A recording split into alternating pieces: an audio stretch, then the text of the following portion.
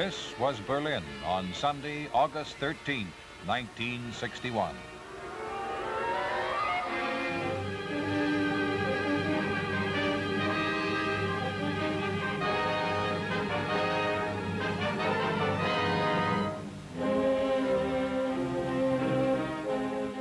Since the end of World War II, 4 million people had fled communist East Germany.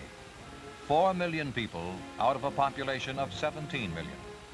This in itself was an indictment of the communist regime, which had denied the people liberty and the right of self-determination. For most of them, the avenue of escape was Berlin.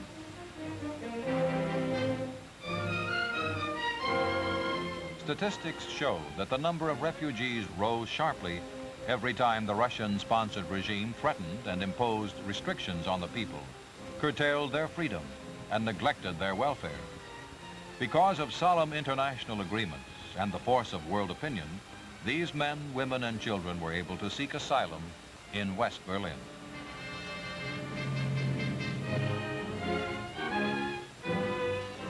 On August 7, 1961, Premier Khrushchev told the world that the Soviet Union would sign a separate peace treaty with East Germany. The stream of refugees into West Berlin mounted to 2,000 a day.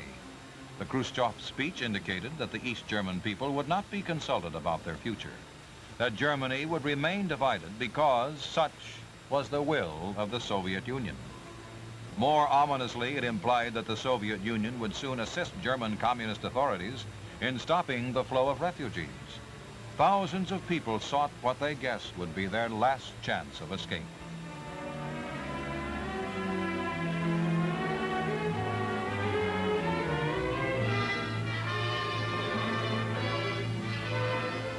This is a map of divided Germany, west and east, free and communist. And there is Berlin. In West Berlin, in the days immediately following Khrushchev's speech, life seemed nearly normal, but the increased flow of refugees was becoming daily more embarrassing to Moscow and the East German regime. On the dividing line between West and East Berlin, this was the sight that greeted Berliners on the morning of Sunday, August 13th. East German police and military units were busy sealing the entire length of the city's dividing line with barricades and obstructions.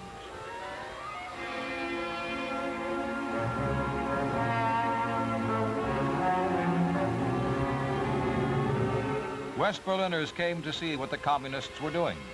It was announced that the East German authorities had banned all travel from East to West Berlin. The refugees could no longer cross into the western sector. It was incredible how any regime could so publicly admit its failure to hold the allegiance of its citizens. The news spread like wildfire. East Berlin sealed off. Soviet tanks at Berlin borders. 2 Russian divisions had taken up positions around the city, a show of force to discourage any popular demonstrations. At Brandenburg Gate, drilling machines cut across the thoroughfares linking East and West Berlin. East German communist police and military units began massing at the Brandenburg Gate.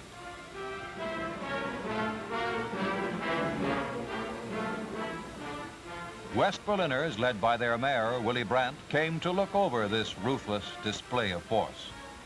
The communists announced they would bar over 53,000 East Berliners from access to their jobs in West Berlin.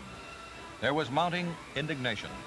The presence of German military units in any part of Berlin was specifically forbidden by post-war agreements. And as late as 1949, the Soviet Union had solemnly pledged that there would be no interference with the free travel of people between East and West Berlin. The city's dividing line was never recognized as an international frontier. This display of force is entirely illegal. Embarrassed by the presence of newsmen and photographers from around the world, East German armored water trucks turned their power hoses especially on the photographers.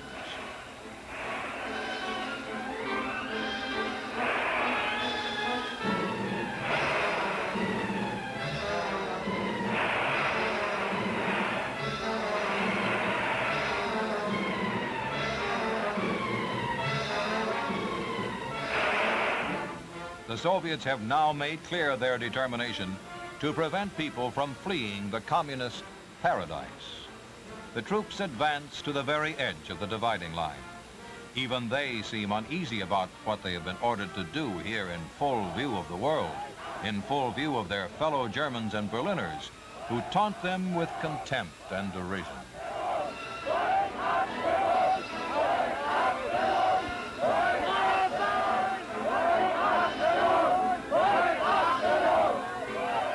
The East German soldiers grow increasingly nervous.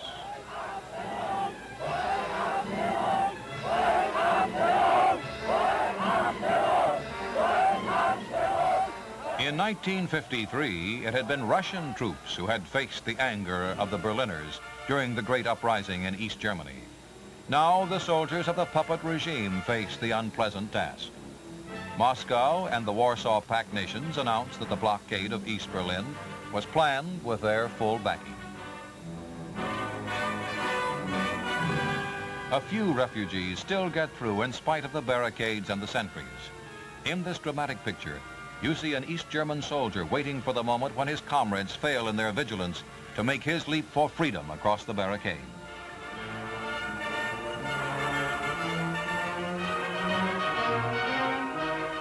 In West Berlin, trade union workers march to a rally to protest the communist blockade.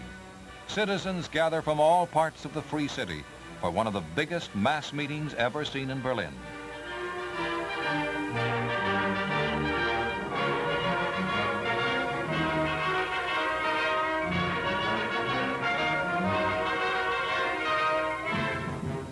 Mayor Brandt receives the cheers of the huge crowd of 250,000.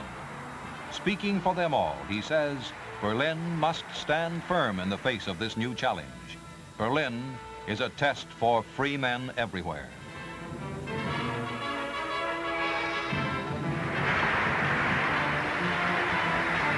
At Potsdamer Platz, another landmark of divided Berlin, communist units build a concrete wall.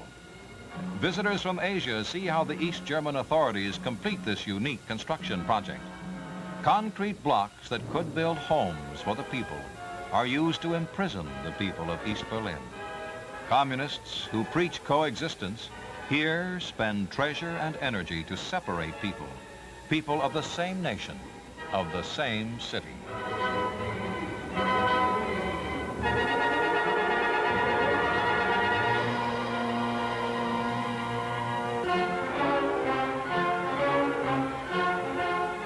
In Berlin, communists who say they support self-determination for all nations deny it to the East German people. The fact is that there is nothing but contempt for people's right to self-expression.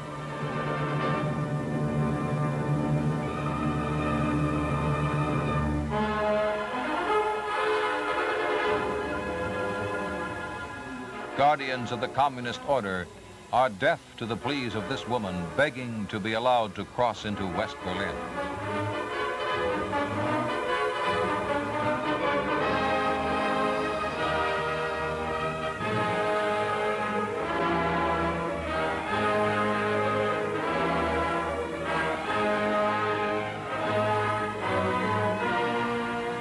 The real tragedy of East Berlin is written in the faces of human beings who are denied the freedom to choose, to think, to speak, to cross from one part of a city to another, to claim their country as their own.